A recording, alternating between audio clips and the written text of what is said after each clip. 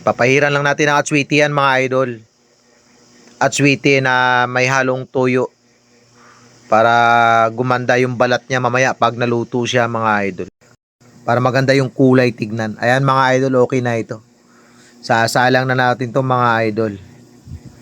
Wow, ayos na to mga idol. Tama-tama na to. Ayan mga idol oh. At malapit na rin maluto ang lechon pork belly at saka lechon manok. Kailangan parangay lang to mga idol. In lang natin. Kailangan yung uling na sa gilid lang. Mga idol, magluluto tayo ngayon ng lechon pork belly. Handa to sa birthday ng tatay ko. At tinutulungan niya ako ngayon mga idol. Nahawakan niya yung kawayan para madali ang pagtali ko ng pork belly sa kawayan.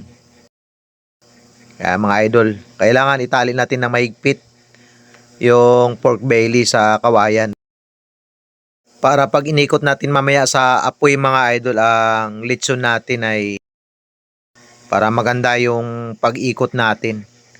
At yan mga idol, at matatapos na tayo sa pagtali ng pork belly sa kawayan. At nagpatulong na nga ako sa part na ito kay tatay kasi kailangan talaga talian ng doon ng ng alambre na, pero malinis naman yung alambre na yun.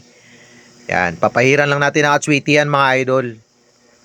Atswiti na may halong tuyo para gumanda yung balat niya mamaya pag naluto siya mga idol. May isinama akong dalawang manok dito mga idol oh.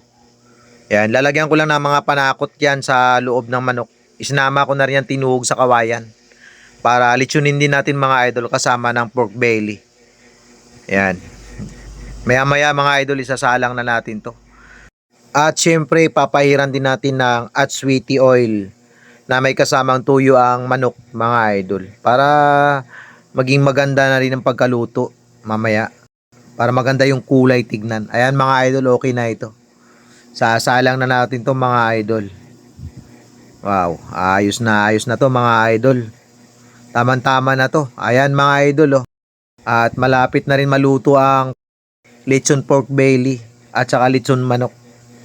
Kailangan parangay lang to mga idol. In lang natin. Kailangan yung uling na sa gilid lang. Tandang ikot lang yan mga idol. At sa part ng video na ito mga idol ay kumakain na sila dito na hindi pa naluluto yung lechon pork belly at lechon manok. Excited talaga yung mga ito eh. Gusto nila talagang kumain agad. Kasi may niluto na rin kaming ibang ulam dito. At ito nilagang baboy ito mga idol. Ayan. Mayroon tayong inihaw na 3 bangos mga idol. Ayan na yung lechon pork belly at saka lechon manok. At luto na mga idol.